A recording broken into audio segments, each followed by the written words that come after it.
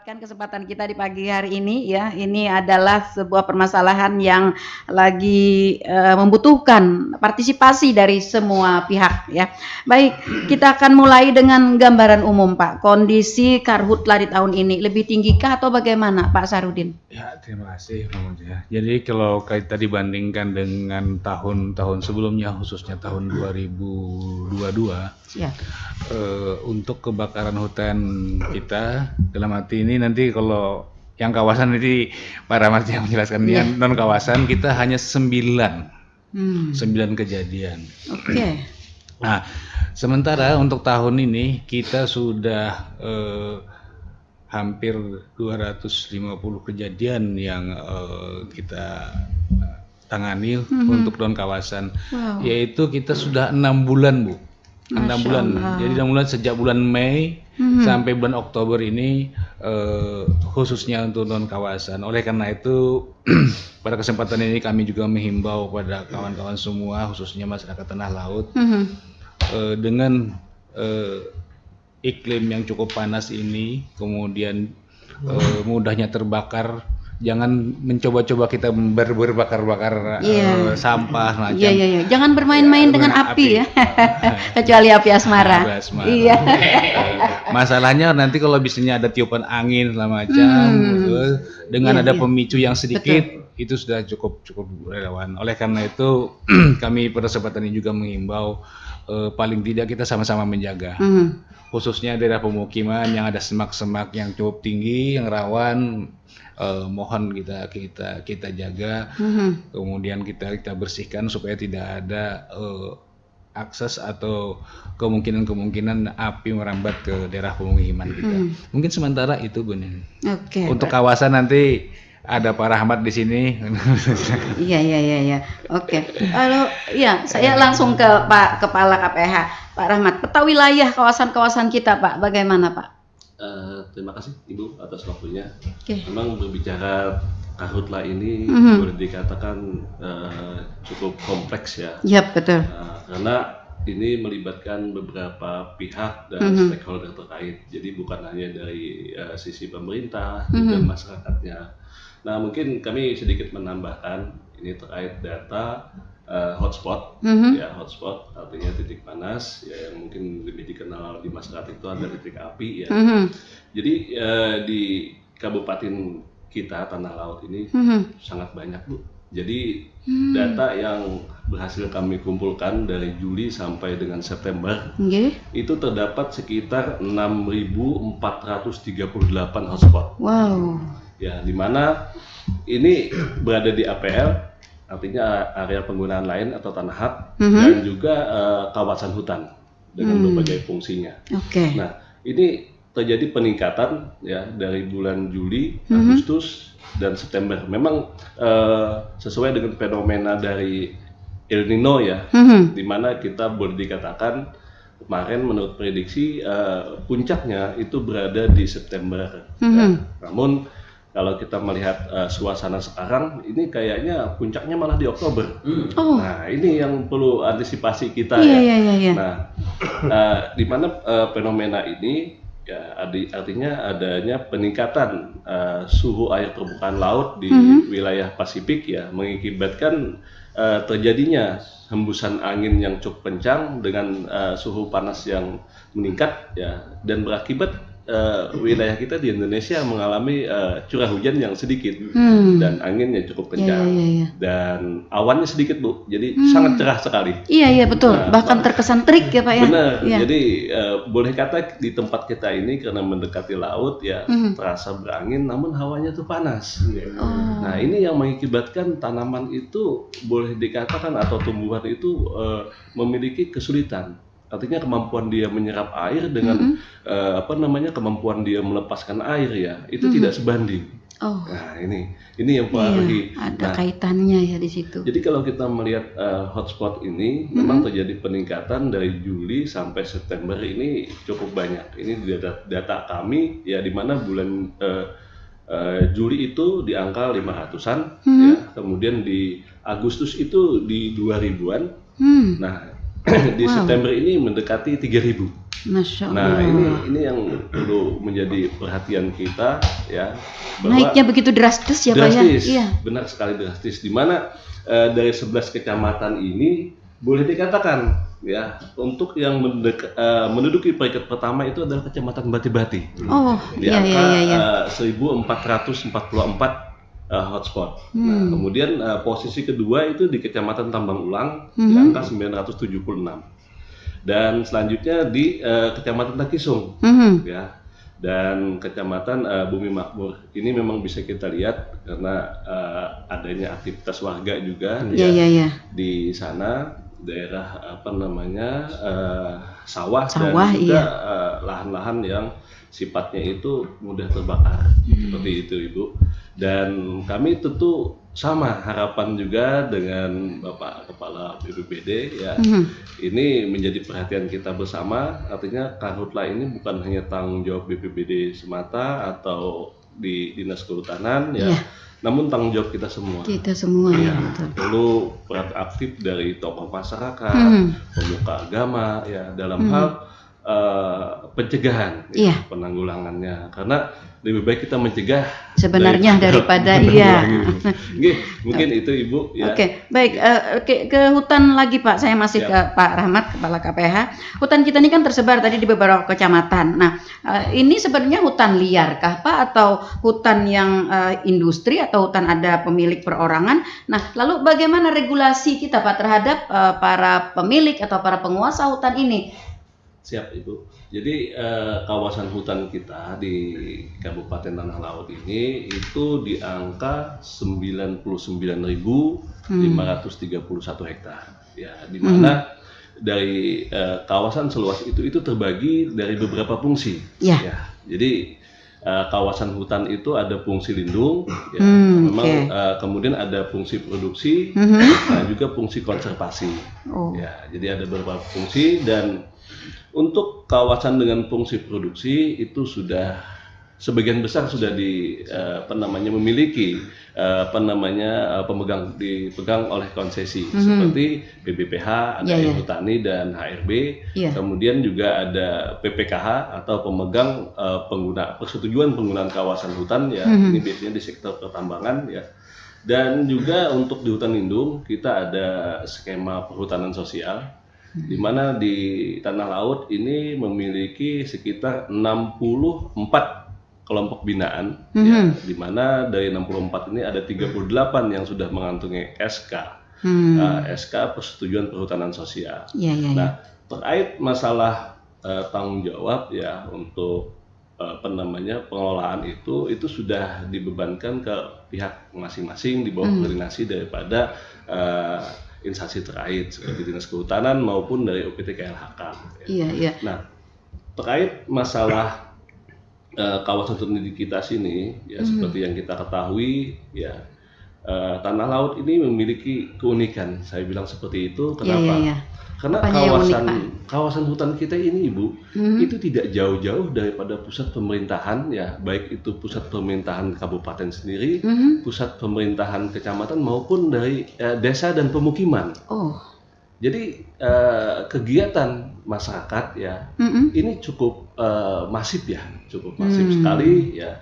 Nah, di mana seperti yang kita ketahui tadi ada skema perhutanan sosial di mana masyarakat sudah diberikan keleluasaan dalam hal pengelolaan kawasan, yang mana dulu mungkin agak sedikit susah ya untuk mengelola kawasan hutan ini ya. Betul. Nah, itu jadi boleh dikatakan ya aktivitas itu seperti berladang, ada penggembalaan juga ya.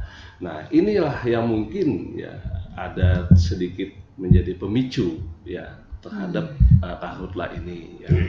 Ya, ini yang semula maunya mereka itu mencoba melakukan pembakaran secara terkendali, namun karena cuaca dan sekitarnya serta bahan bakar yang tersedia di lapangan itu akhirnya tidak terkendali. Mungkin seperti itu, Ibu. Oke, artinya untuk hutan kita yang dikuasai oleh kayak badan misalnya atau perusahaan atau apa, itu artinya kita terkendali ya Pak ya.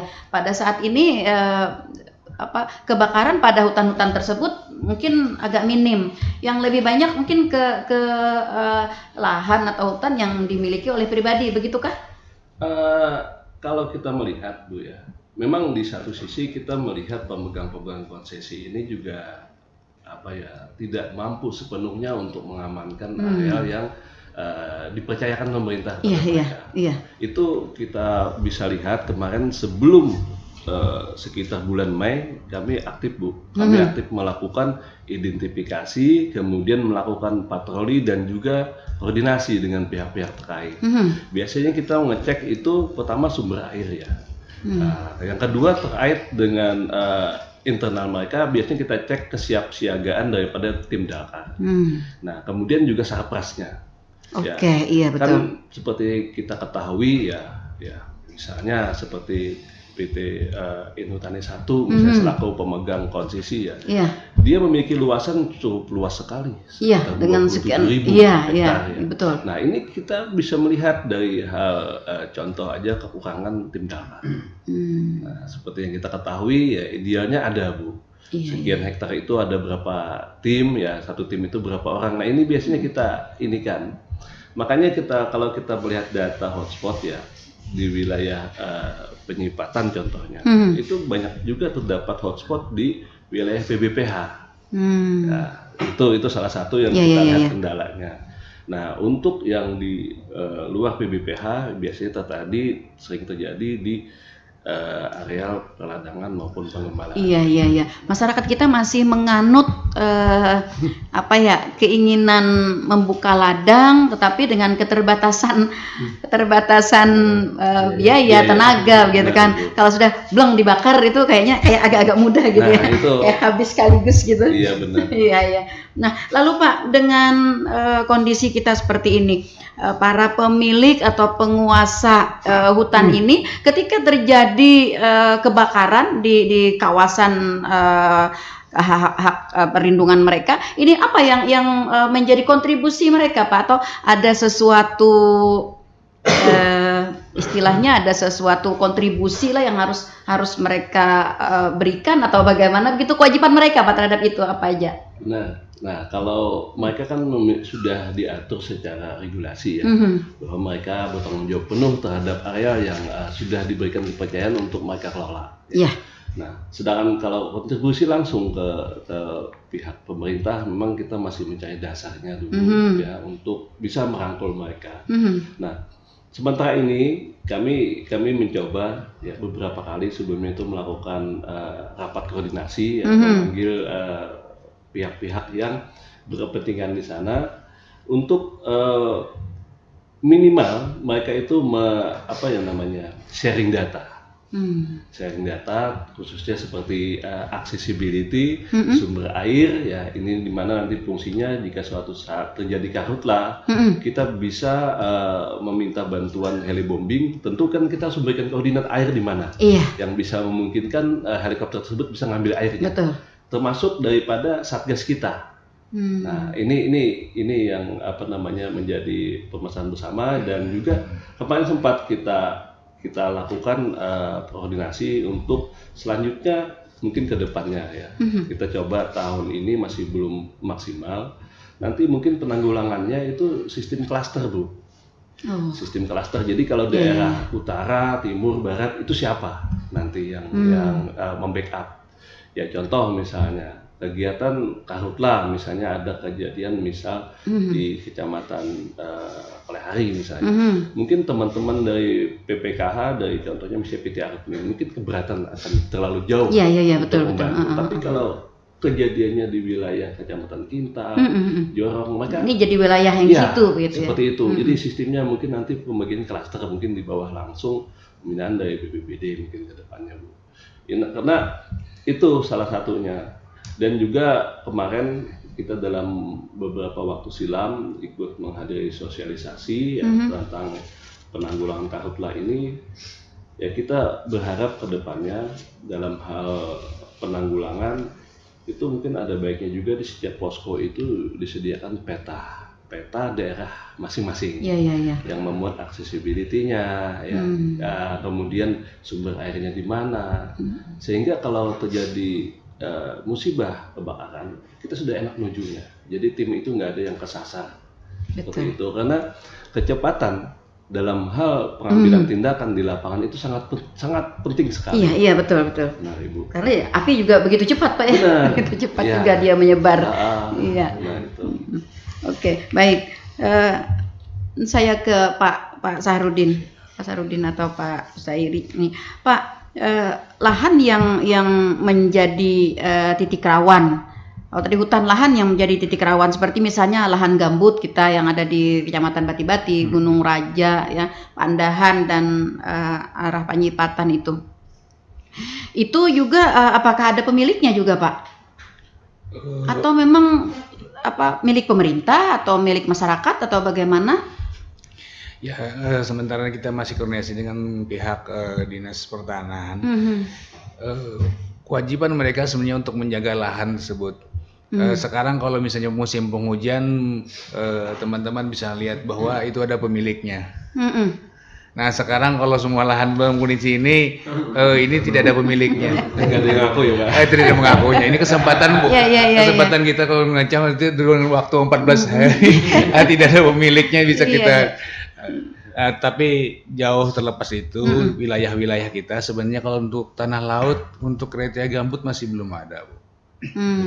Jadi untuk di daerah kayak Gunung Raja, Pandahan itu tergolong wilayah Benua Raya itu masih tergolong rawa. Masih rawa. Oke.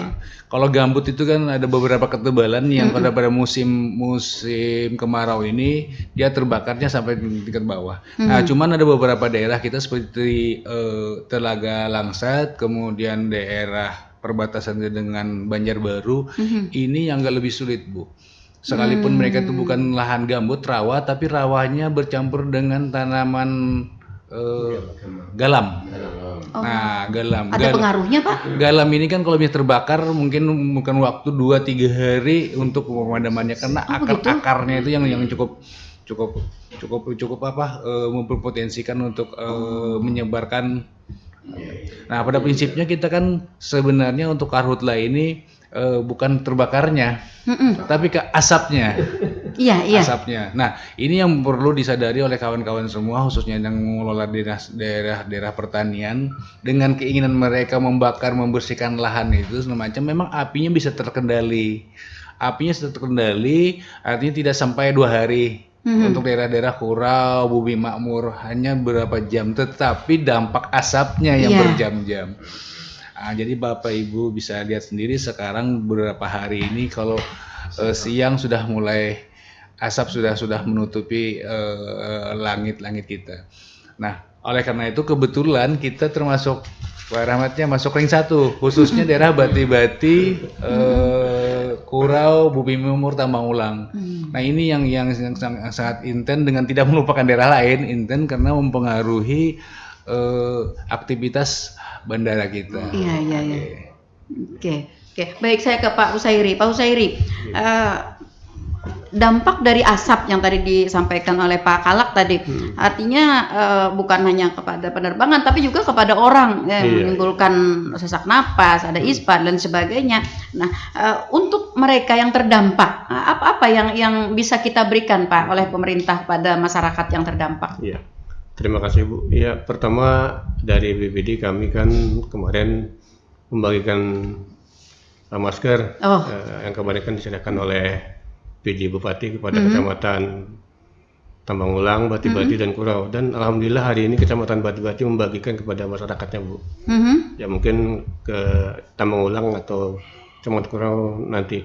Dan berdasarkan data yang ada di Dinas Kesehatan kan ini banyak warga kita yang terdampak ISPA. Iya, betul. Nah, yaitu.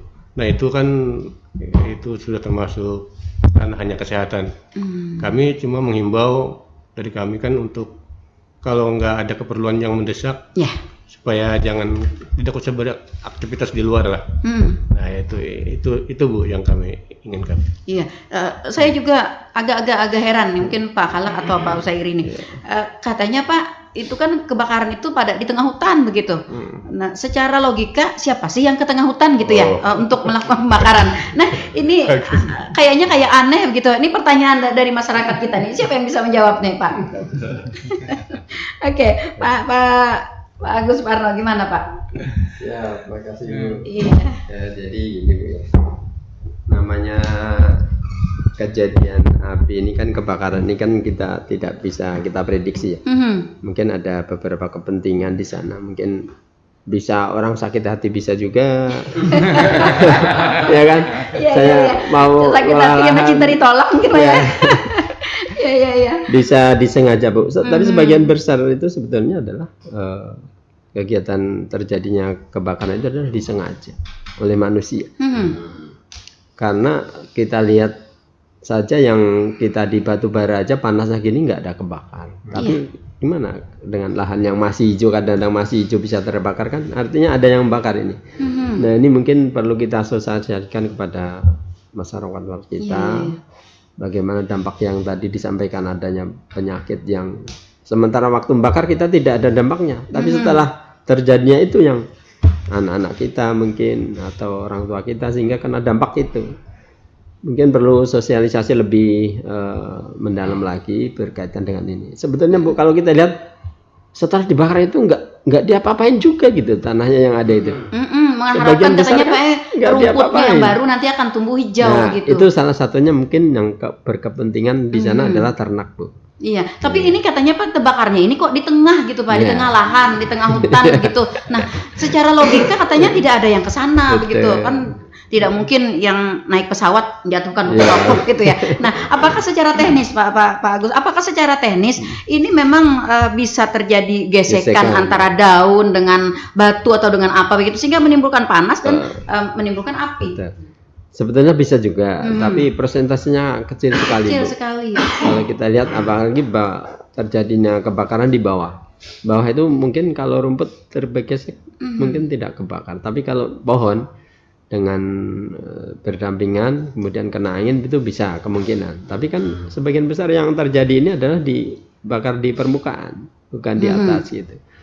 Jadi prediksi kita ya ini tidak menuduh ya, tetap artinya ada pelakunya Pak ya. pasti ada yang di sana itu. Kalau faktor alat itu sedikit Pak ya. Iya. Kecil kemungkinan. Iya. Gitu. Iya. Jadi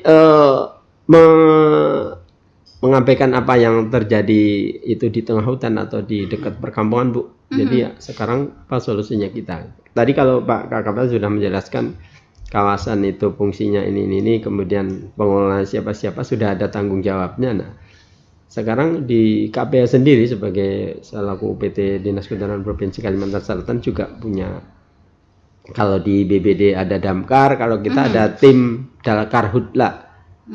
Yaitu yang dibentuk oleh KPH sendiri. Kita ngambil volunteer anak-anak kita atau staf-staf kita yang ada di sana, terutama yang TKPH dan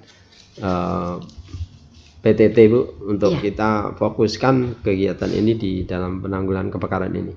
Kami tidak sendiri, kami bekerja sama dengan BBBD juga, Pak Arman ya. Itu kalau ada api saling sharing. Pak, ada api di sini. Kami juga kalau ada api, kami juga ada api di sini, seperti itu. Sehingga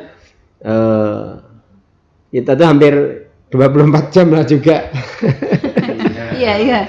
Tapi gini Bu, kami terbantu dengan adanya Sarpras yang kemarin kita cermati, menggunakan api yang efisien tapi bisa padam gitu.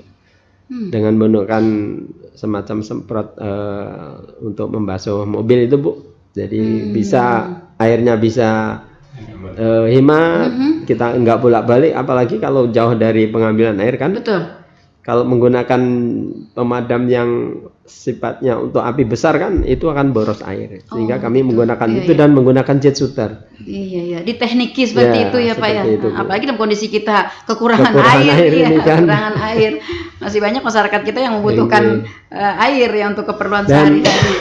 Yang dijelaskan oleh Pak KKP bahwa kita punya 68 KTH itu yang sudah punya izin ada 36 itu kita wajibkan untuk membentuk masyarakat peduli apinya di sana. Dan sudah ada yang kita fasilitasi sebanyak 15 kelompok tani hutan. Sudah kita beri bajunya, sarprasnya, sepatunya, kemudian peralatannya, itu sudah kita beri Bu. Jadi kita tinggal calling aja. Misalnya terjadi kebakaran di sana, kami tinggal kontak aja ada laporan masyarakat misalnya terjadi kebakaran di kawasan, itu terutama kawasan Bu ya, karena ranah kami dalam kawasan. Betul.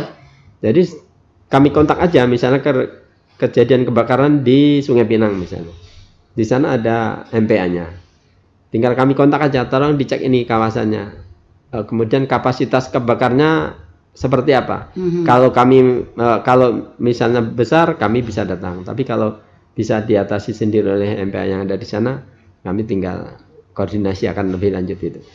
Kemudian yang kebakaran di pucuk gunung, nah ini yang menjadi sebab kenapa tadi Pak KKP menyampaikan harus ada bombing. Karena nggak mungkin kita menjangkau di atas gunung itu, membawa air istilahnya satu gendongan jet shooter yang 20 liter aja sampai di atas sudah megap-megap ya, apalagi memadamkan apinya, sehingga koordinasi ini diperlukan dengan Dinas Kehutanan Provinsi. Nanti Dinas Kehutanan Provinsi yang akan menyampaikan ke bandara untuk melakukan bombing dengan kita mengambil koordinat yang telah difotokan itu Bu, sehingga bombing itu langsung menuju ke lokasi yang ada itu. Titik-titik air pun juga sudah kita petakan, jadi di mana yang ada airnya, kemudian ada keterangannya, itu ada kerambanya atau enggak. Jangan nanti masukkan alat di situ, kemudian ikannya yang Betul. Nah ini perlu kita sampaikan juga ke bombingnya sana itu, supaya tidak merugikan juga masyarakat. Iya, jadi artinya Pak KKPH, kalau kita melihat kalau hutan yang memang ada penguasanya itu akan lebih mudah untuk kita membuatkan regulasi SOP-nya begitu ya Pak ya. Ya yang jadi masalah mungkin tadi karena luasnya hutan, karena ya. Nah, lalu untuk mereka sendiri Pak dalam hal pencegahan ini kan ibaratnya kan kita sudah tahu nih kalau bulan-bulan ini gitu kan panjang, kemarau panjang, maka akan terjadi seperti ini. Nah, untuk menanggulangi, apakah ada SOP tersendiri bagi mereka penguasa hutan atau pemilik hutan ini? Terlebih dahulu mereka melakukan upaya preventif begitu. Nah, sehingga ketika nanti terjadi kebakaran pada lahan kekuasaan mereka, kita tinggal meriksa sudahkah usaha preventifnya. Belum berarti mereka melanggar SOP, akan ada sanksi begitu Pak. Bagaimana Pak? Benar Ibu, terkait masalah SOP ya, standar operasionnya itu wajib ada Bu. Siap. Wajib ada. Jadi memang dari kita sendiri pun juga ada, baik dari provinsi maupun kami di kabupaten ya atau di KPH ini juga punya SOP sendiri. Nah, dari SOP yang sudah boleh dikatakan standar baku ya Bu. Nah, itu dimodif disesuaikan dengan kondisi lokal. Betul. Nah, karena tidak semuanya sama.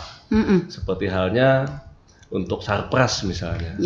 Sarpras karhutlah antara lahan rawa atau gambut dengan kebakaran permukaan atau di pegunungan itu berbeda. Kan berbeda, betul. Nah, seperti yang tadi disampaikan oleh Pak Agus Suparno ya, untuk kebakaran permukaan itu seperti bisa digunakan modifikasi daripada mesin cuci motor misalnya ya, itu lebih irit ya. Namun tidak akan efektif kalau itu berada di kebakaran rawa. Nah, tidak akan efektif karena kebakarannya di bawah lebih banyak. Betul. Nah, sama halnya dengan dari pihak perusahaan misalnya. Ya, kita bisa melihat mereka juga ada SOP sendiri dan itu biasanya ketat. Nah, hanya saja karena mungkin terlalu luas ya dan personilnya sedikit, ini yang berpengaruh besar. Dan kita kemarin ya waktu bulan Mei itu sudah rutin melakukan pembinaan ya maupun monitoring terkait sarpras mereka. Jadi boleh dikatakan mungkin karena kemarin ya tahun 2021, 2022 itu kemarau basah. Jadi peralatan mereka waktu kita cek itu boleh dikatakan banyak yang tidak siap. Karena lama tidak terpakai. Ini kan berpengaruh. Tapi kemarin kami dari KPH ya secara rutin juga melakukan himbauan melalui surat. Karena semua tindakan kan harus tercatat secara administrasi. Betul. Nah, kami bersurat. Artinya semua yang berkaitan dengan itu harus siap, gitu, harus selalu dilihat setiap periode begitu ya. Benar Ibu. Dan tadi sudah disampaikan juga sama Pak Agus ya bahwa salah satu untuk solusi terkait kekurangan personil ini melibatkan masyarakat. Nah, kebetulan kami juga menghimbau kepada pemegang konsesi ini untuk melakukan pencegahan, karena pencegahan lebih penting ya Ibu, Iya, betul. terutama pada area-area yang boleh dikatakan berdekatan dengan pemukiman Iya. dan ladang masyarakat. Betul. Ini yang Apakah perlu, pembersihan? ya, Iya. jadi perlu ditaruh pamflet ya, kemudian spanduk ya, isinya himbauan segala macam ya. Dilakukan Nah, ini patroli secara benar, rutin begitu benar. ya. Nah, ini yang kita harapkan ya ke depan itu juga lebih ditingkatkan lagi ya, karena ini boleh dikatakan karhutla ini seolah-olah berulang. Iya betul, kayak Dan- langganan gitu. Iya, dan lokasinya ya sebenarnya itu aja. Itu aja. Jadi kalau kita lihat data itu ya seperti Bati-Bati itu langganan tiap tahun itu pegang rekor. Nah, kemudian Takisung juga kan. Nah, kemudian dan yang lainnya. Nah, makanya tadi harapan kami juga ya, kalau untuk penanggulangan tadi Pak Agus sudah panjang lebar menceritakan. Kalau memang misalnya itu skala besar, kita bisa meminta bantuan kepada untuk diterjunkan helibombing, namun kan tentu terbatas. Iya betul, dan mahal juga. Pak. Mahal. Nah, ini dan itu juga kita menghimbau kepada masyarakat, kalau memang itu benar terjadi dan itu besar, ya tolong laporkan itu disertai dengan foto-foto yang ada koordinatnya atau menggunakan aplikasi open kamera. Itu karena penting supaya helikopternya tidak tersasar. Iya betul. Nah, ini jadi Nanti yang disiram malah yang enggak benar. enggak kena api ya. Itu Ibu. Jadi kalau kita melihat juga harapan kami ya peran para tokoh masyarakat dan ulama ya, karena tempat kita masih boleh dikatakan kabupatennya yang religius ya, betul. lebih isinya mempercayai ulama Iya, juga. Ini iya. penting sekali karena kalau kita melihat polanya ini Bu. Jadi disampaikan sama Pak Agus tadi kan, ada yang hanya ada kepentingan, misalnya kepentingan dia punya ternak dan sebagainya. Ada juga yang sekedar iseng. Oh iya. Ya, jadi Iseng kayak bermain-main api begitu ya. kadang-kadang dia senang lihat ini ada petugas pemadam datang. Oh iya. Ramai untuk jadi bahan tontonan. Berami kampung jer Pak. Nah, itu Iya. benar. Jadi yang lucu Iya. itu kita padamkan di sini, kita padam, kemudian nggak baru sampai ke rumah atau sampai ke kantor balik lagi. Kebakaran lagi, cuma beda lokasi sedikit. Nah, ini yang berjerit-jerit seperti inilah yang harus kita coba tanggulangi bersama ya. Memang penegakan hukum itu diperlukan untuk efek jerah. Iya. Namun tetap kita mengedepankan pencegahan, pendekatan ke masyarakat. Iya. Pencegahan secara hukum memang Pak ya, penegakan secara hukum. Nah, mungkin saya juga terpikir apakah kita butuh judicial review begitu terhadap ketentuan-ketentuan pemilik dan penguasa lahan. Tadi kan disampaikan oleh Pak Rahmat itu terbatasnya personil karena lahan mereka terlalu luas begitu. Apakah nanti perlu disempiti Pak? Sebenarnya kalau itu mungkin kalau disempitin seperti tidak ya Bu ya. Iya. Tapi bisa memungkinkan kalau mereka tidak optimal untuk Iya, betul. Namun lebih ditekankan lagi mungkin nanti ke depannya itu ya di samping membuat lagi atau mengupdate lagi peta rawan karhutla ya. Nah, di situ dikuatin penempatan menara pantau, pondok pekerja ya. Jadi tidak kelabakan kalau terjadi karhutla. Tentu hal itu ya tiap tahun dicobalah diupdate data tersebut. Mungkin seperti itu Ibu. Ya. Iya, berharap disempiti tadi jadi kita kebagian gitu ya. Seperti itu. Karena juga modus dari pelaku ini kadang-kadang cukup canggih juga. Iya, betul. Jadi mereka menggunakan istilah kata itu bom waktu. Ya, jadi pakai obat nyamuk, ujungnya dikasih Iya. Sehingga Orangnya nggak ada. Orangnya nggak ada sudah nyala. Iya. Benar.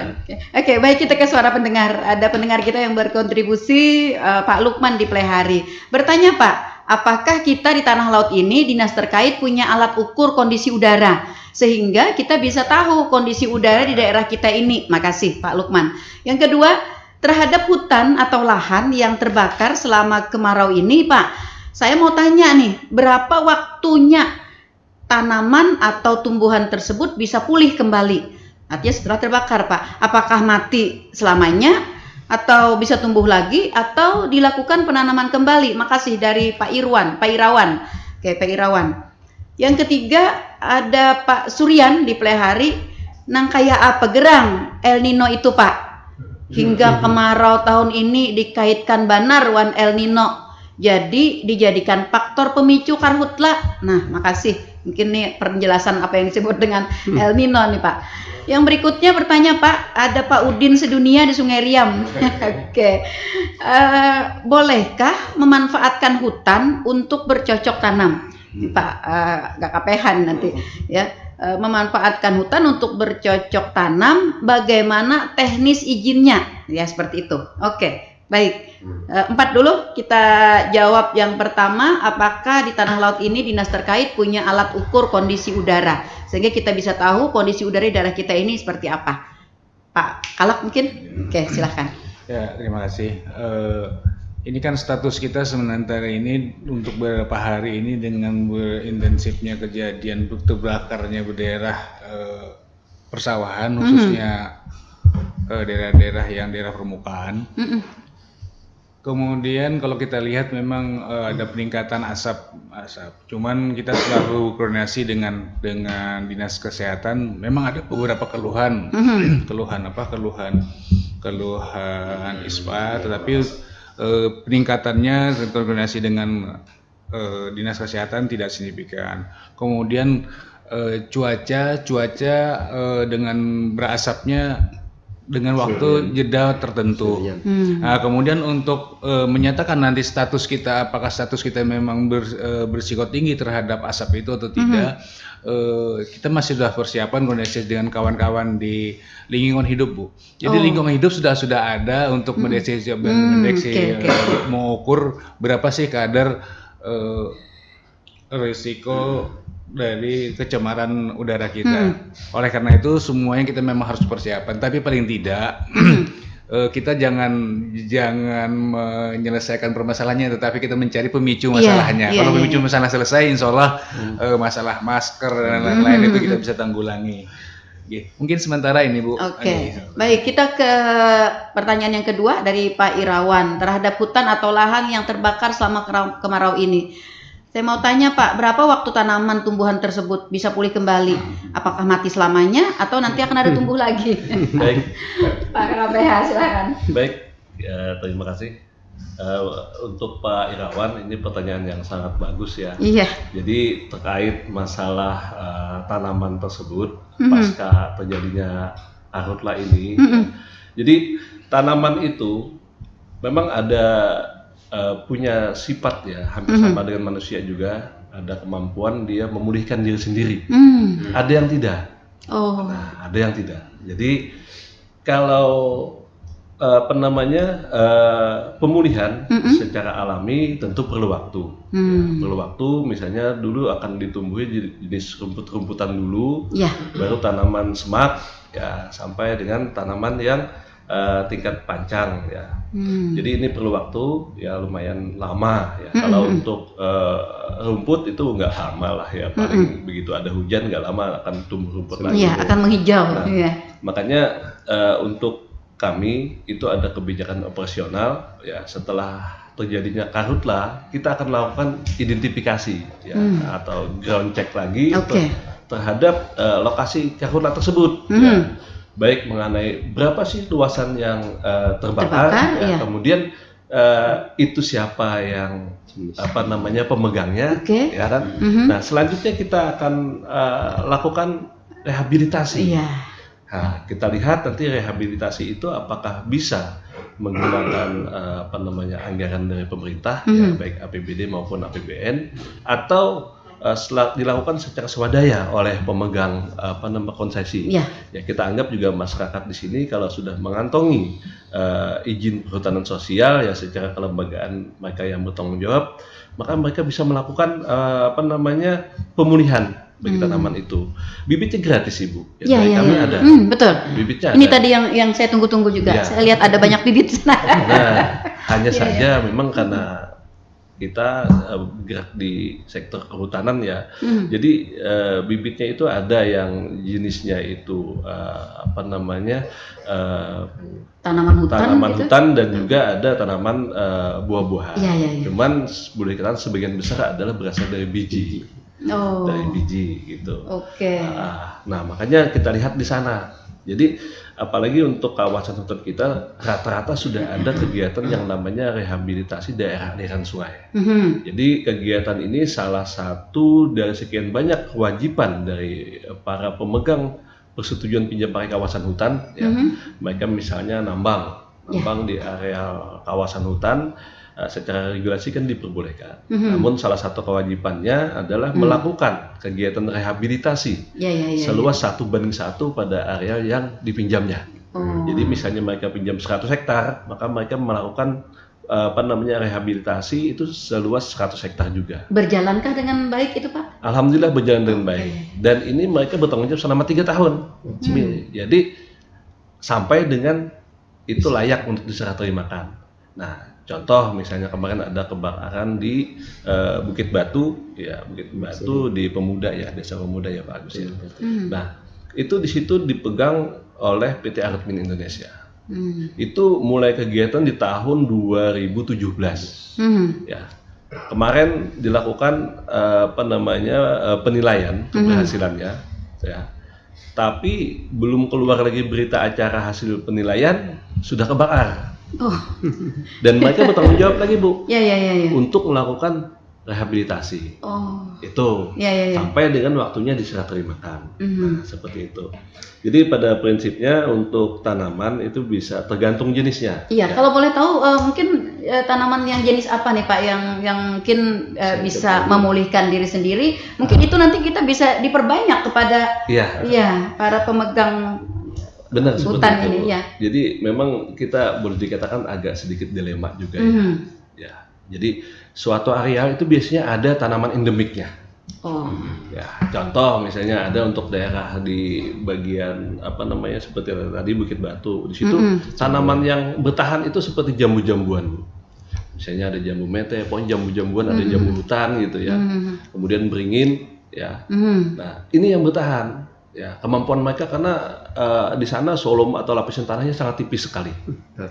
Nah, ini boleh dikatakan batu bertanah, banyak batunya daripada tanah. Nah, tapi di satu sisi, ya masyarakat itu maunya tanaman yang menghasilkan secara ekonomi. Iya. Tapi tidak bisa dipaksakan di sana. Betul. Jadi kalau kita tanam misalnya karet di situ nggak bakalan mampu, Ibu.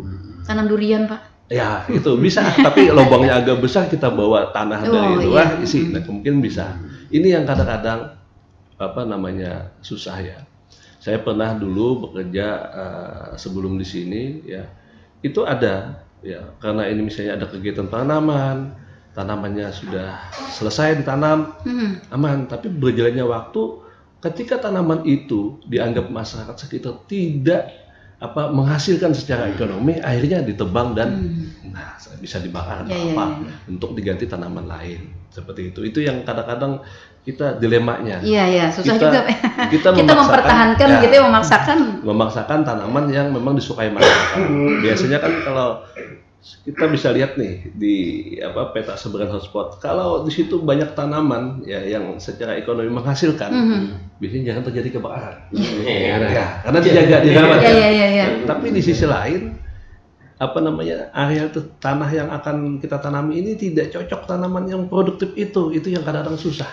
Nah itu seperti itu Ibu. Jadi ada kegiatan kebijakan operasional, identifikasi, monitoring dan rehabilitasi. Ya luar biasa. Ini upaya dari kita sudah cukup maksimal ya Pak. Siap. Hanya saja kadang-kadang dengan kepentingan kita, regulasi kita dengan kepentingan masyarakat itu kadang-kadang kalau bahasa Banjarnya tuh surung sintak gitu ya. Jadi siapa yang menyuruh berdahulu, siapa yang minta berdahulu. Nah ini kan agar tidak terjadi benturan ya Pak ya. Agar tidak terjadi benturan, kita pun harus juga melindungi masyarakat kita begitu. Oke, baik. Saya ke Pak Saharudin. Pak Saharudin, dengan tingginya kita saat ini, mungkin ada upaya-upaya kita nih untuk penanggulangan mungkin rencana-rencana di tahun yang akan datang. Ya, terima kasih. Melihat Sebagaimana sampaikan Pak Rahmat tadi bahwa sebenarnya lokasinya itu saja, kemudian yang terulang dari Mei sampai ke Oktober ini Di situ juga juga, di situ iya, juga. iya. Makanya data kita yang agak repot itu data antara kejadian dengan luas lahan. Misalkan di Bati-Bati, di Benua Raya, jangan-jangan sudah terbakar itu 4 kali terulang. Jadi jumlah luasan terbakar itu hampir lebih luas dari wilayah itu sendiri. Iya. Itu kita revisi tanda kutip bahwa itu ada beberapa terulang. Apa yang tindakan persiapan kita yang untuk sekarang ini sudah gerakan kita menanggulangi. Tapi ini menjadi evaluasi kita nanti di tahun 2024, 2025 karena perkiraan kita ini akan terulang. Ya. Jauh dari hal karhutla ini kita sudah berpikir untuk persiapannya yang akan datang. Karena perkiraan BMKG di pusat itu kita nanti akan memasuki musim penghujan di dasarian ketiga bulan Oktober ini. Sedangkan untuk BMKG Kalimantan Selatan itu diperkirakan ada 2 wilayah untuk timur dan barat. Untuk wilayah timur tanah laut itu diperkirakan di dasarian ke-2 November. Kemudian untuk dasarian ketiga, untuk wilayah barat itu dasarian ketiga. Kita akan memasuki musim penghujan. Nah, nanti puncaknya itu diperkirakan akan terjadi Januari. Ini yang menjadi pemikiran kita. Jadi sepanjang ini kita berpikir ke karhutla, penanggulangan kita berpikir untuk yang 2 bulan akan datang. Kalau kita bilang istilah kita tuh wilayah kita itu 773, Bu.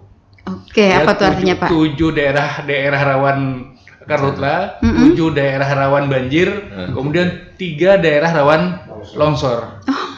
Nah, jadi kita perkirakan kita antisipasi ini sudah mulai dengan masyarakat kita macam karena daerah-daerah kita yang sudah terbuka lapisan permukaan karena karhutla, nanti ada hujan. Daya serap air itu kan lebih cepat. Nah, dengan daya serap air lebih cepat, maka kontur tanah kita nanti cepat bergerak, khususnya daerah-daerah Pelehari, Bajuin, dan Penyipatan. Nah, jangan sampai nanti terulang pengalaman kita tahun 2021. Kemudian dengan lajunya nanti di puncak musim hujan bulan Januari, kita masih teringat kejadian kita tahun 2021. Nah, kita juga harus mempersiapkan itu. Jadi tahapan jangka pendek kita ini penanganan karhutla, kemudian juga kita jangka pendek mempersiapkan nanti paskanya, sekaligus kita mempersiapkan nanti karhutla tahun 2024.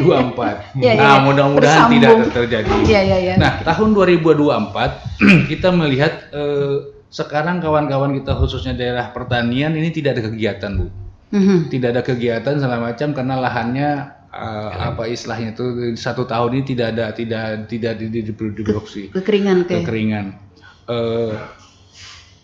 Pertimbangan kita tinggal mengevaluasi apakah terjadi karhutla yang di daerah persawahan ini berapa persen. Kalau misalkan kita bisa menahan asap tidak terjadi khususnya kawan-kawan di Bumi Makmur dan Kurau, secara tanda kutip kita memperkirakan ini akan terjadi pembakaran justru di tahun 2024 pada saat mereka awal tanam.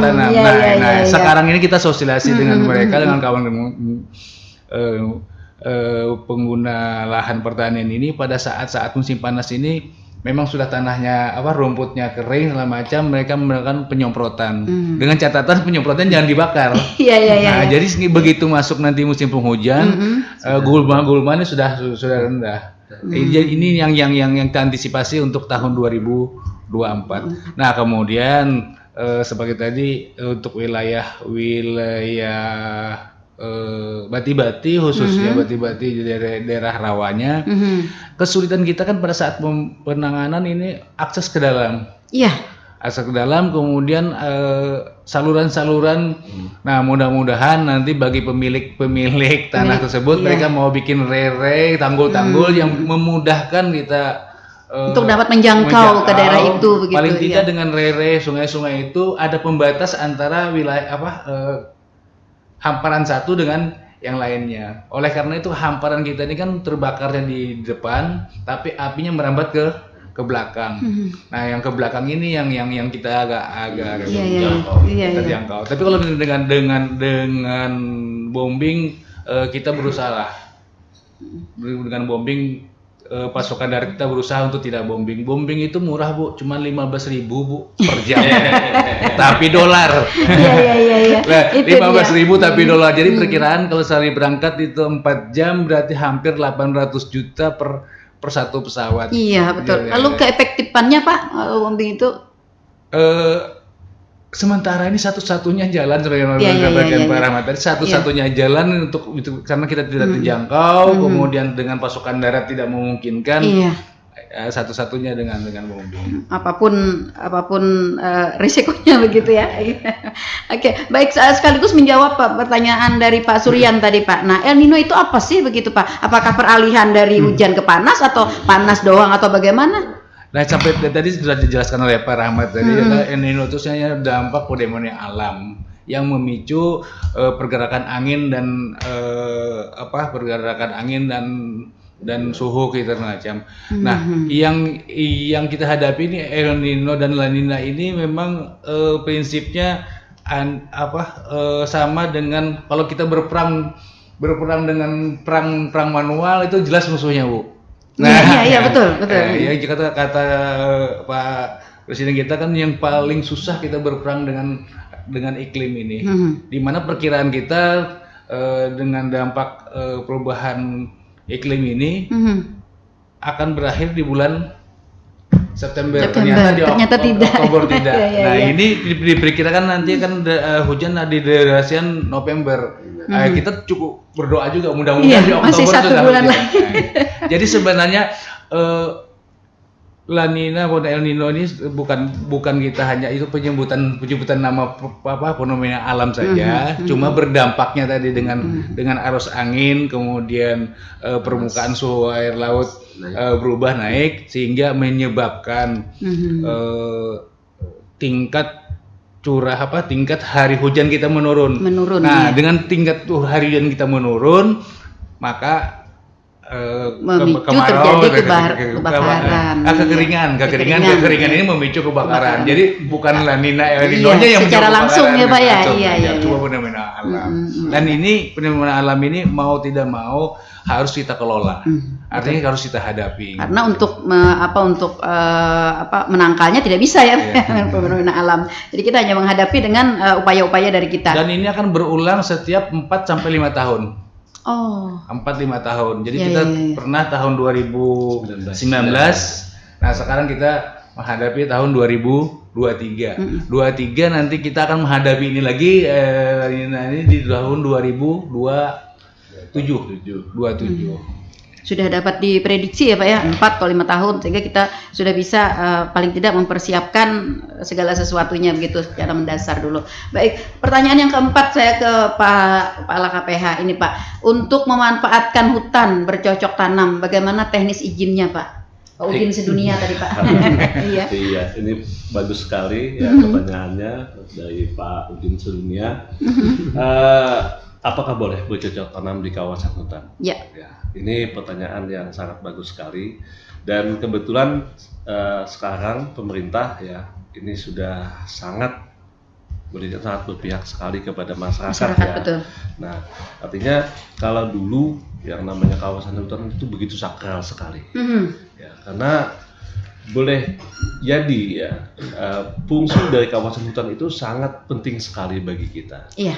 Hanya saja kita kadang-kadang tidak begitu merasakan arti penting sebuah hutan. Ya. Karena seperti yang kita ketahui kawasan hutan biasanya ini kawasan hutan itu sebenarnya tidak sama dengan hutan ya Bu. Iya. Jadi kawasan hutan itu suatu area atau kawasan yang ditunjuk oleh pemerintah dalam hal ini Menteri Kehutanan untuk selanjutnya ditetapkan sebagai kawasan hutan. Iya. Nah, jadi kalau seandainya kawasan itu ya tidak ada tanamannya, maka disitulah peran pemerintah dan masyarakat juga untuk kembali menghutankan. Nah, seperti itu dipahami dulu. Iya. Karena kadang-kadang masyarakat beranggapan apanya itu kawasan hutan ya, tanamannya tidak ada. Nah, seperti itu. Betul. Padahal bukannya itu, ada nilai penting lain, salah satunya menjadi areal hidrologis atau penyimpan air dan selanjutnya untuk mengatur air itu kemana. Nah, jadi itu yang harus dipahami dulu. Nah, sehingga makanya ada fungsi produksi, ada fungsi lindung dan sebagainya.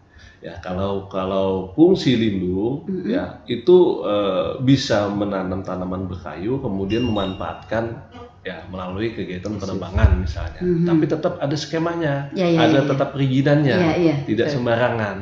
Nah, kalau untuk hutan dengan fungsi lindung itu tidak ada kata-kata istilah penebangan. Ya, hanya bisa mengambil hasil hutan bukan kayu. Misalnya ada buahnya, ada lateknya atau karetnya, ya seperti itu misalnya kan. Nah, kalau fungsinya konservasi itu benar-benar tidak bisa apa-apa di situ. Ya, pertambangan tidak boleh, menebang pohon apalagi, ya.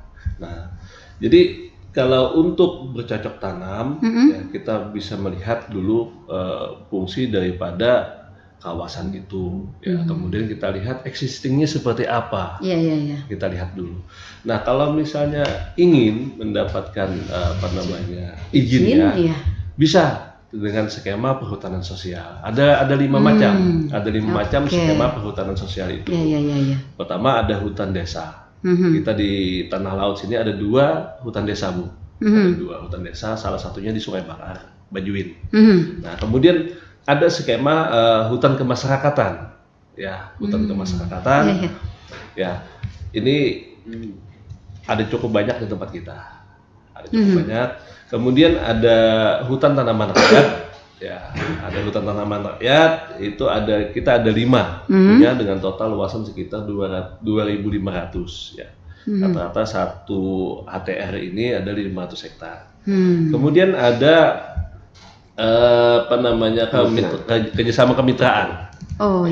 Kalau dulu sebelum OJK kami KPH bisa melakukan kerjasama kemitraan dengan masyarakat maupun pihak lain. Tapi karena OJK ini kita dibatasi sekarang, kewenangan kita tidak bisa lagi melakukan kerjasama kemitraan. Kerjasama kemitraan ini bisa dilakukan oleh pemegang konsesi seperti tadi BBPH tadi, ya, pemegang persetujuan pemanfaatan kawasan hutan, ya, seperti Inhutani, dia untuk mengamankan area tersebut bisa melakukan kerjasama dengan masyarakat sekitar, ya. Tetapi ada syaratnya, ya ini juga ada syaratnya. Pertama, lebih bagus itu dalam bentuk kelembagaan. Jadi bisa dalam bentuk kelompok tani hutan, KTH, kelompok tani hutan, di mana dalam hal pembentukan ini di-SK-kan oleh kepala desa. Jadi peran kepala desa di sini. Ya, nanti dari mereka dibentuk dulu kelompoknya oleh kepala desa, nanti baru mengurus izinnya ke KPH. KPH pun nanti akan meneliti lagi, ya Pak, ya. Benar. Apakah hutan yang dikehendaki ini memang dibolehkan untuk Jadi memang gini, Bu, tugas kami di KPH itu hanya sebagai fasilitator. Jadi izin itu tetap dikeluarkan oleh Kementerian Kehutanan, ya. Nanti ada tim verifikasi lapangan. Ada tim verifikasi lapangan di mana lokasinya yang akan dimohonkan ini. Namun dengan catatan, saat ini kan, ya mohon maaf, ini tanaman sawit masih belum diperkenankan lagi di kawasan hutan. Sedangkan salah satu fenomena di tempat kita ini kan sawit menjadi primadona. Betul. Nah, pasti enak. Itu jadi ini yang menjadi catatan, ya. Jadi untuk tanaman sawit masih belum diperbolehkan di kawasan hutan. Nah, terus mungkin ada pertanyaan, bagaimana yang sudah tertanam? Nah, OJK sudah mengatur, ya, di sana terutama di pasal 110A dan 110B, ya. Nah, ada istilah tanaman yang sudah terbangun atau kegiatan yang sudah terbangun. Kalau dulu bahasa kita itu keterlanjuran. Sebelum peraturan itu dikeluarkan, gitu, ya. Sekarang udah kata-katanya dirubah menjadi kegiatan yang sudah terbangun. Itu tetap ada mekanismenya, bukan berarti diputihkan atau diperbolehkan, tapi tetap ada mekanismenya. Mungkin nanti karena ini mengingat waktunya sangat terbatas sekali, kami sangat terbuka di KPH, sangat terbuka untuk menerima kedatangan warga. Ya, untuk konsultasi terkait masalah perizinan perhutanan sosial ya, maupun hal-hal lain yang terkait tentang kawasan hutan. Jadi di KPH itu ya ada 2 seksi yang berkepentingan. Pertama seksi perlindungan, di sini ada Pak Agus Suparno kepala seksinya. Kemudian ada Pak Paidil, ya seksi pemanfaatan. Jadi seksi pemanfaatan ini lebih banyak ke arah pemberdayaan dan penguatan kelembagaannya. Ya artinya bagi Pak Udin Sedunia tadi yang memang mungkin bermaksud, silakan datang ya Pak ya, berkonsultasi ya, nanti akan dilakukan penelitian, akan apakah itu nanti bisa dimanfaatkan untuk tanaman atau bagaimana gitu. Karena perlakuannya agak berbeda Bu. Kalau misalnya areal tersebut sudah dibebani suatu izin ya, misalnya tadi ada izin penggunaan kawasan hutan, ada izin pemanfaatan kawasan hutan ya. Ini maka arahnya itu akan kerjasama kemitraan dengan perusahaan tersebut. Ya. Nah, tapi kalau misalnya areal tersebut ya tidak dibebani perizinan murni, bisa kita tindak lanjuti ya, kita fasilitasi untuk selanjutnya mendapatkan izin perhutanan sosial seperti itu. Oke, sekaligus Pak, dengan pertanyaan dari Pak Bambang di Jilatan tadi Pak. Amun sawit itu Pak bujurkah mahiut banar ke banyu? Nah ini tadi kan kecuali sawit ya, tidak diperbolehkan. Jadi kalau sawit ini memang kenapa tidak diperbolehkan? Ya kita bisa lihat dari sifat daripada tanaman sawit ini ya. Jadi sawit ini boleh dikatakan dia memiliki akar serabut. Akar serabut itu akan membuat tanah itu menjadi keras, padat ya. Jadi air hujan itu tidak akan terserap sempurna oleh tanah tersebut. Kalau ada tanaman sawit itu? Ya, karena tanah permukaan ini dipenuhi oleh akar sawit.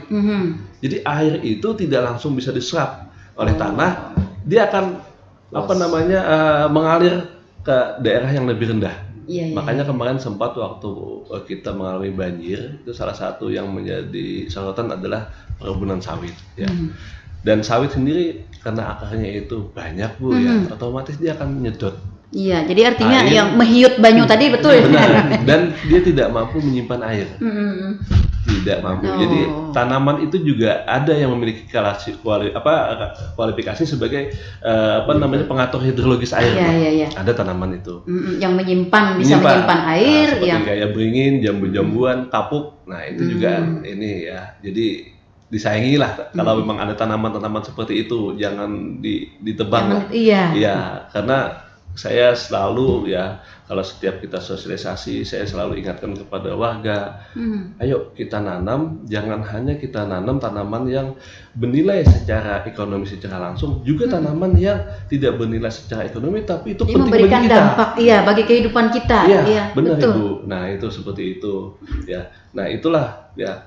Dan saat ini kita juga di mata dunia juga menjadi perhatian ya, karena salah satunya dianggap tanaman sawit ini menyebabkan terjadinya pembukaan hutan secara besar-besaran atau istilah kata itu deforestasi, seperti itu.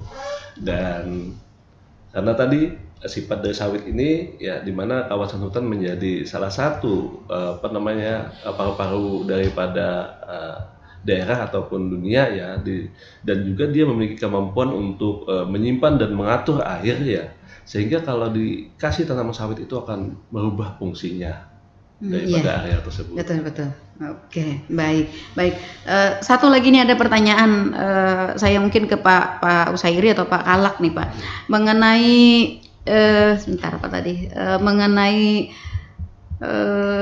logistik. Nah, logistik bagi masyarakat yang berdekatan atau masyarakat di sekitar lahan yang sering terbakar. Katanya Pak, kami kan karena pendahuluannya nih memadamkan api itu. Apakah masyarakat di sekitar lahan yang sudah langganan menjadi terbakar itu mereka bisa mendapatkan alat pengaman kayak baju atau apa begitu katanya Pak? Ini berkaitan dengan logistik juga, mungkin kayak asupan begitu.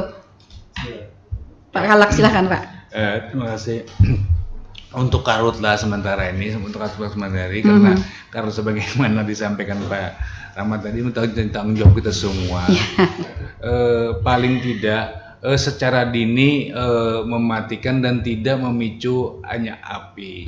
Tapi kalau untuk misalkan peralatan secara khusus segala macam, iya, misalnya dari sediakan ember dari seperti baju, sepatu dan peralatan lainnya itu memang memerlukan perawatan dan teknik penggunaan tersendiri, termasuk perawatannya. Jadi mohon izin sementara ini kita untuk logistik peralatan itu tidak dibagikan kepada masyarakat, itu hanya pada tenaga-tenaga teknis petugas teknis kita. Oke.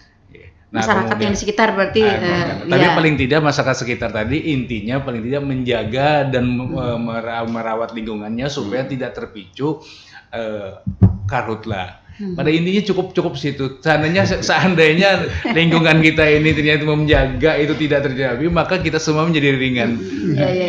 Iya, seperti itu ya. Soalnya katanya Pak, kami ini berada di area yang menjadi langganan begitu. Ketika terjadi kebakaran, tentu kita kan khawatir nanti akan menjalar ke rumah penduduk begitu. Jadi maka kamilah yang berdahulu memadamkan gitu, mencari banyu dengan ember terbatas dengan peralatan terbatas. Oleh karena tadi jaga lingkungannya untuk tidak sampai ke sana, insya Allah tidak ada masalah. Oke, belum lagi kita sampai ke sana ya Pak ya. Mungkin di suatu ketika nanti mungkin Pak ada perencanaan kita untuk membentuk mungkin kelompok-kelompok bantuan pemadam di area-area yang menjadi langganan. Nah, sehingga kan mungkin ini dapat digulirkan kalah nanti mungkin logistiknya gitu ya Pak Usairi ya. Iya, kita pikirkan mungkin nanti ya Pak Alak ya ke depannya. Oke. Baik. Iya, ternyata memang karhutla ini menjadi tren yang lagi hit saat ini. Iya, banyak sekali hal-hal yang perlu kita perbincangkan. Tapi sayang sekali waktu kebersamaan kita sudah berada di penghujung dan itu tandanya kita harus mengakhiri bincang-bincang kita di program Talkshow Tanah Laut Penyapa di edisi hari ini, Kamis 5 Oktober 2023. Tapi saya masih tetap ingin minta closingnya Pak Kalak dan Pak Rahmat nanti apa nih yang bisa dihimbau untuk masyarakat kita menjaga paling tidak sebulan lagi nih kita harus bersiap siaga. Pak Kalak silahkan. Paling tidak mari sama-sama berdoa, kemudian kita menjaga lingkungan kita, hentikan pembakaran saja Pak. Hentikan pembakaran, kasihan teman-teman, dan kami secara pribadi dan pemerintah bersama-sama mengucapkan terima kasih kepada para relawan kita yang berjibaku memadamkan api ini. Kalau misalkan relawan-relawan kita ini tidak lebih awal melaksanakan, entah kita macam. Tapi kami mohon maaf, namanya juga kita para relawan, maka rela nomor one. Oke, baik Pak Rahmat silakan Pak.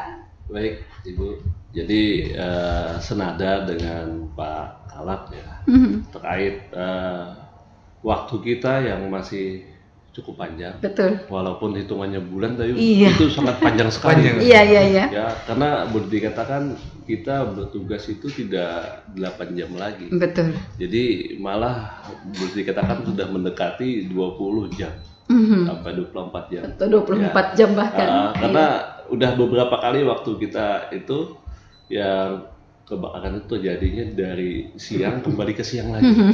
Ya, jadi harapan kami ya ini kita semua menumbuhkan rasa toleransi, rasa memiliki dan rasa menyayangi terhadap lingkungan. Itu yang kita coba tekankan lagi ke semua pihak termasuk kami sendiri ya. Karena ini dampaknya sangat terasa gitu. Ketika sudah tidak ada lagi rasa sayang terhadap lingkungan, maka bencana akan di mana-mana. Tapi kalau kita menumbuhkan rasa sayang terhadap lingkungan, insya Allah apa yang menjadi masalah di karhutla ini akan bisa diatasi. Dan kedepannya kita mintakan juga peran aktif daripada semua pihak, pemuka agama dan tokoh masyarakat untuk melakukan pendekatan kepada masyarakat sekitar ya. Dan tentu ke depan ya harapan kita karhutlah ini bisa kita tanggulangi. Karena saya mengira mungkin ini kita hanya belajar kemarau Pak tahun ini. Tahun depan yang perlu kita ekstra lagi. Iya, kemarau yang beneran gitu. Nah, itu makanya harapan kita untuk area-area yang rawan karhutlah itu lebih ditingkatkan lagi untuk patroli dan pengawasannya, karena ini sangat penting. Dan saya sependapat dengan Pak Kalak ya, bahwa nanti kebakaran yang disengaja itu lebih intens terjadi itu begitu ada nanti hujan. Itu lebih intens sekali nanti. Dan itulah peran kita untuk melakukan pendekatan ke masyarakat, karena walaupun bagaimana mencegah itu lebih baik, lebih murah dan lebih aman dibanding kita menanggulangi. Demikian Ibu. Dan yang terakhir saya harapkan pada teman-teman relawan ya untuk tetap semangat ya, tetap semangat, kemudian selalu waspada dan jaga kekompakan, karena dalam penanggulangan ini hal itu diperlukan. Kita tidak bisa bertindak sendiri-sendiri ya. Kami juga menghimbau kepada masyarakat kalau menemukan ada titik api itu tolong diidentifikasikan dulu ya. Kalau memang itu besar segera hubungi relawan. Jangan dilakukan pemadaman sendiri karena sangat berisiko sekali ya, bisa menyebabkan pingsan sampai juga dengan kematian kalau kita tidak bisa mengidentifikasi kebakaran tersebut. Demikian Ibu, terima kasih. Maaf, wassalamualaikum warahmatullahi wabarakatuh. Waalaikumsalam warahmatullahi wabarakatuh. Iya, baik para pendengar, demikian bincang-bincang kita di pagi hari ini dalam satu tema tentang karhutlah yang melanda. Kita berharap apa-apa yang tadi disampaikan dapat lebih meningkatkan peran serta kita dari seluruh lini masyarakat untuk dapat melakukan penanggulangan terhadap karhutlah, bahkan juga kalau bisa kita adalah untuk mencegah terjadinya karhutlah ini ya, dengan apa yang tadi disampaikan oleh Pak Kalak dan Pak Kepala KPH, meningkatkan rasa toleransi, kemudian juga meningkatkan rasa memiliki rasa tanggung jawab ya terhadap akibat dari karhutlah ini. Dan kita berharap mudah-mudahan fenomena karhutlah ini akan cepat berlalu dari kita semua dan tidak memberikan korban yang lebih banyak lagi. Saudara